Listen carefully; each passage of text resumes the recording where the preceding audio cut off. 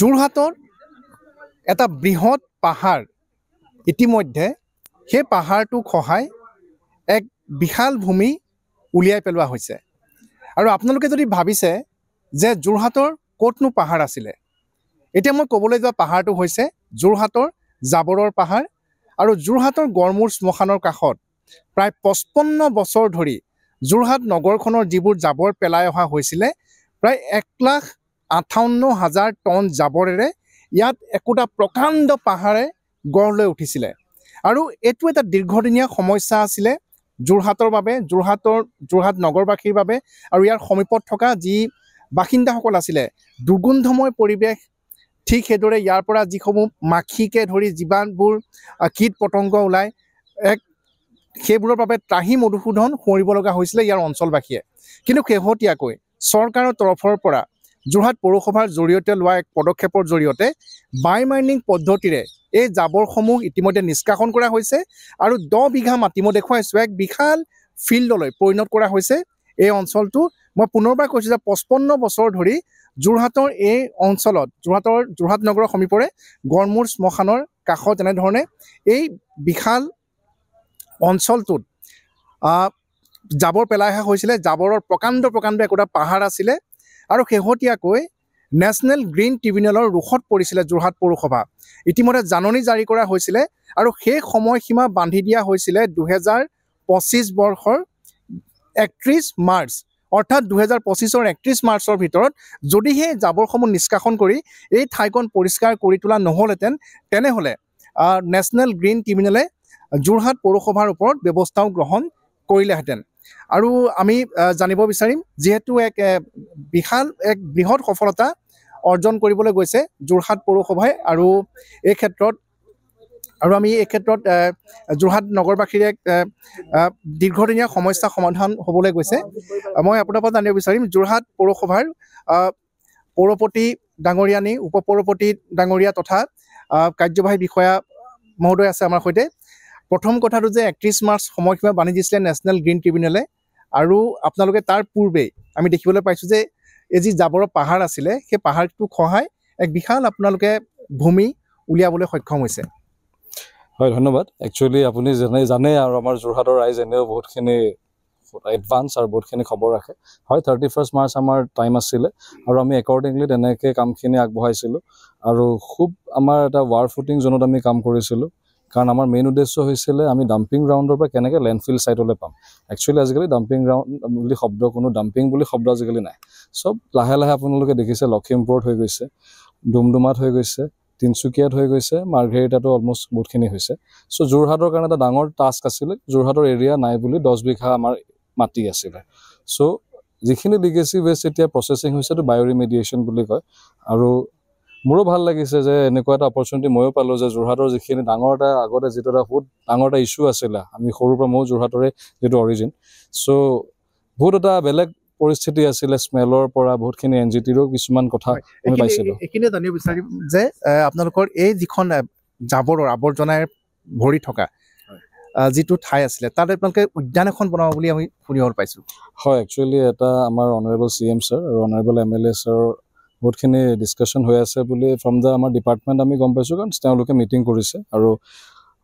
অতি জলদি আমাৰ DPR যেতিয়া ৰেডি হ'ব এখন যোৰহাটৰ এই লেণ্ডফিল ছাইট এতিয়া এইটো লেণ্ডফিল ছাইট বুলি ক'ব এতিয়া আজিৰ পৰাতো গড়মূৰ ডাম্পিং গ্ৰাউণ্ড বুলি নক'ব এই লেণ্ডফিল ছাইটত এখন আমাৰ ভাল এখন উদ্যান এখন হ'ব আশা আমি ৰাখিছোঁ হ'ব বুলি আৰু কোনটো প্ৰতিষ্ঠানে কি পদ্ধতিৰে এই জাবৰখিনি নিষ্কাশন কৰিলে আৰু কিমান জাবৰ প্ৰায় 1,58,000 টন বুলি কৈছে আৰু প্ৰায় 10 কোটি টকা ব্যয় সাপেক্ষে এই কামটো 1.5 বছৰত কৰা হৈছে হয় কামটো আমাৰ directly from Dispur director of municipal administration তাৰ পৰা টেণ্ডাৰ হৈছিলে এইটো আপোনাৰ 2023ত ষ্টাৰ্ট হৈছিলে বায়'ৰিমেডিয়েশ্যনৰ লিগেচি ৱেষ্ট হিচাপে চ' আপোনাৰ ভেণ্ডাৰ তেওঁলোকৰ যিখন ফাৰ্ম হয় এখন MS কল & ফিক্স বুলি কয় চ' তেওঁলোক অলপ এক্সপিৰিয়েঞ্চ পাৰ্টি আৰু এতিয়াতো বহুতখিনি কাম তেওঁলোকে কৰিলে আপোনালোকেও দেখিছে যেতিয়াই পাৰে আমাৰ লগত সহযোগ কৰিছে আৰু একৰ্ডিংলি আমি এতিয়া দেখিছোঁ এটা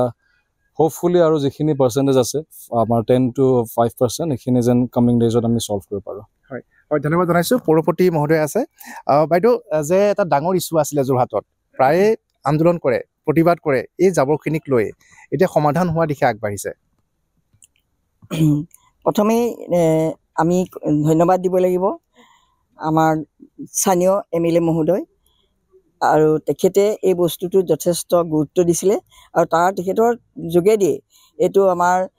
চিফ মিনিষ্টাৰক জনোৱা হৈছিলে চিফ মিনিষ্টাৰৰ লগত তেখেতে আলোচনা কৰিছিলে আৰু সেই সময় আমাৰ পৌৰসভাৰ মিনিষ্টাৰ আছিলে অশোক সিংঘাল ডাঙৰীয়া আৰু আমাৰ লোকেল আমাৰ যিজন DC আছিলে আয়ুক্ত ছাৰ আছিলে আয়ুক্ত মহোদয় পুলক মহন্ত সকলোৱে মানে কথাটো ডিছকাছ কৰিছিলে আৰু তেখেতসকলে গোটেইখিনি গোট খাই এদিন আমি ইয়ালৈ আহিছিলোঁ আৰু তেওঁলোকে গোটেই ভিতৰখিনি চাবলৈ গৈছিলে সেই তেতিয়াৰ পৰাই সেইটো আৰম্ভ হ'ল আৰু আৰম্ভ হোৱাৰ পিছত তেওঁলোকে এটা ভাল ডিচিশ্যন ল'লে আৰু এইটো অশোক সিংঘাল ডাঙৰীয়াই তেখেতে আমাক বহুত সহায় কৰিলে তেখেতৰ প্ৰচেষ্টাই ক'ব লাগিব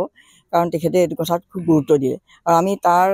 আমি প্ৰথম যেতিয়া মিউনিচিপালিটিত আমি বোৰ্ড গঠন কৰিছিলোঁ তেতিয়াই আমাৰ এইটো এটা মানে আমি এটা ভাবি লৈছিলোঁ যে আমি কেনেকৈ প্ৰথম এই ডাম্পিং গ্ৰাউণ্ডখন ইয়াৰ পৰা মানে লৈ যাম কিন্তু এইটো সম্ভৱেই নাছিলে কাৰণ যি এটা পাহাৰ আজি মানে ভাবিব নোৱাৰা এনেকুৱা লাগে যে আমি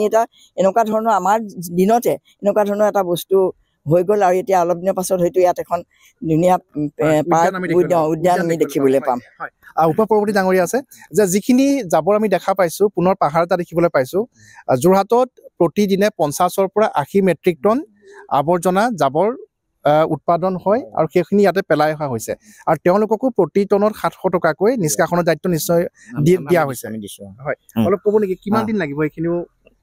আৰু এইটো নিষ্কাশন মানে ধৰি লওক এতিয়াতো কৈছে 1.5 বছৰ লাগিলে আৰু আমি ভাবিছোঁ যে আপোনাৰ আপুনি গৈ গৈছে যে আপোনাৰ 31 মাৰ্চৰ ভিতৰত দিব লাগে বুলি কিন্তু মষ্ট প্ৰবেবলি আমাৰ কোল এণ্ড ফিক্স এটা এক্সপিৰিয়েঞ্চ প্ৰতিষ্ঠান তেওঁলোকে এই সময়সীমাৰ ভিতৰতে আদায় কৰিবলৈ আমি ভাবিছোঁ গতিকে মানে কি ভৰাৰ লগে আমি তাৰ লগে লগে আমি এখন এতিয়াৰ পৰা গৈ আমি এটা কথা কওঁ আমি DC চাবক এটা এপিল এটা কৰিম যাতে আমাৰ মাটি টুকুৰা দিয়ক টাউনৰ পৰা আঁতৰত কাকডোঙাৰ মাজত যাতে আমি জাবৰখিনি ট্ৰান্সফাৰ কৰিব পাৰোঁ তাৰ পৰা নি পেলাই আমি কাকডোঙালৈ নিম তেতিয়া আমাৰ তাত গৈ আমি তাৰ এই একেটা পদ্ধতিৰে আমি কাম সমাধা কৰিম হয় ধন্যবাদ জনাইছোঁ আৰু কোল এণ্ড ফিক্সৰ যি বিষয়ববীয়া আছে মই তেওঁলোকক জানিব বিচাৰিম এটা কথা যে যিটো কাম আপোনালোকে কৰি দেখুৱালে মই দেখুৱাইছোঁ যে ইয়াত ডাঙৰ সেই গছজোপাৰ সমান উচ্চতালৈকে যাবৰ দম নাছিল জানো তাতে এই গছজোপাও ক'লেও কম হ'ব মানে আপুনি টাৱাৰটো যিটো এটা আছে আৰু এটা আগফালে এটা টাৱাৰ আছে গোটেই টাৱাৰটোৱে ঢাক খাই আছিলে তো তেনেকুৱা অৱস্থাত আছিলে তো আমাৰ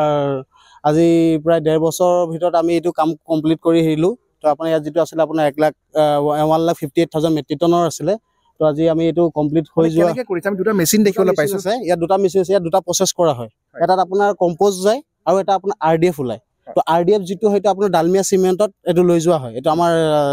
মানে আপোনাৰ ডেইলি 5খন 10খন ট্ৰাক আমাৰ গৈ থাকে আৰু ইয়াত যিটো কম্প'জটো আপোনাৰতো কোনোবা এগ্ৰিকালচাৰ বা কোনোবা নিজৰ ঘৰৰ কাৰণে আপোনাৰ খেতিত দিবলৈ লৈ গৈছে তো আপোনাৰ ইয়াত বহুত ভাল মানে ফল হয় মানে আপোনাৰ যিটো খাৰটো ওলাইছে তো বহুতে তেনেকৈ লৈ গৈছে আৰু বাদবাকী আমি এটা আৰ্ট ফিলিং কৰি দিয়া হৈছে তো আজি এই কামটো আমাৰ কৰিবলৈ বহুত সক্ষম হ'লোঁ তো আজি আমি এই কামটো আজি কৰা হৈ গ'ল প্ৰায় আজি এই যোৱা সপ্তাহমান আমাক কমপ্লিট হৈ গ'ল হয় ধন্যবাদ জনাইছোঁ আৰু ইতিমধ্যে আমি দেখা পাইছোঁ যে সেই যিটো কোম্পানী কোল এণ্ড ফিক্স তাৰ আপুনি পৰিচালক মেনেজাৰ হয় অলপ ক'ব নেকি যে কিমান সময়ৰ ভিতৰত আৰু আপোনালোকে কেনেধৰণে এইটো আপোনালোকে কৰি তুলিলে এইটো মোটামুটি আপোনাৰ 1.5 বছৰ লাগিলে আমাক কৰিবলৈ 1,58,000 মেট্ৰিক টন আছে বুলি যিহেতু গম পাইছে আপোনালোকে তো ইয়াত আমাৰ পদ্ধতি হৈছিলে যে এটা ট্ৰমেল মেচিন দুটা স্কেনিং প্ৰক্ৰিয়া থাকে তো আপোনালোকে ফাৰ্ষ্ট ইয়াত এইটো জাবৰটো ইয়াত দিয়া হয় তো জাবৰটো তাত স্কেন হৈ কিনে এটা ইম্পেক্ট ওলায় এটা RDF ওলায় RDFটো আমি শ্বিলং ডালমিয়া চিমেণ্ট ফেক্টৰীত পঠাই দিওঁ আৰু যিটো কম্প'ষ্ট ওলায় কম্প'ষ্টটো আমি লেণ্ড ফিলিঙত ইউজ কৰিছোঁ ওচৰৰ মানুহে কাৰোবাৰ দৰকাৰ পৰিলে লৈ গৈছে ফ্ৰী অফ কষ্ট আমি দি দিছোঁ তাৰপিছতে মই একচুৱেলি হয় ধন্যবাদ জনাইছোঁ আৰু আমি দেখুৱাইছোঁ যে ইতিমধ্যে এই জাবৰ ইতিমধ্যে নিষ্কাশন কৰি তেওঁলোকে যিখিনি মাটি উলিয়াই দিয়াৰ যি চুক্তি আছে ইতিমধ্যে সেয়া সমাধান হৈছে আৰু প্ৰায় 10 বিঘা মাটি সেই জাবৰ মুক্ত কৰি তোলা হৈছে আৰু নতুনকৈ যোৰহাটৰ কাকডোঙা নদীৰ সমীপত এখন নতুন এনেধৰণৰ জাবৰ নিষ্কাশনৰ ঠাই যোৰহাট মিউনিচিপালিটিয়ে বিজ্ঞানসন্মতভাৱে জাবৰ নিষ্কাশনৰ এখন স্থান তাতে গঢ়ি তুলিব আৰু যোৰহাটৰ যে দীৰ্ঘদিনীয়া সমস্যা ইতিমধ্যে সমাধান হোৱাৰ দিশে গৈ অন্তিম পৰ্যায়ত উপনীত হৈছে সেয়া আমি দেখুৱালোঁ আৰু সকলোৱে ইয়াৰ বাবে বিশেষকৈ যোৰহাট নগৰবাসী আৰু এই অঞ্চলৰ লোকসকলে যেন সন্তুষ্টি প্ৰকাশ কৰিব এই কামত সেয়া নিশ্চিত যোৰহাটৰ পৰা Gautam Bora news 18 Assam north east আপুনি বিচৰা বাতৰি পাব কেৱল নিউজ 18 এপত নিউজ 18 এপ ডাউনলোড কৰিবলৈ স্ক্যান কৰক এই QR কোড। গুগল প্লে ষ্টৰতো পাব এই নিউজ 18 এপ।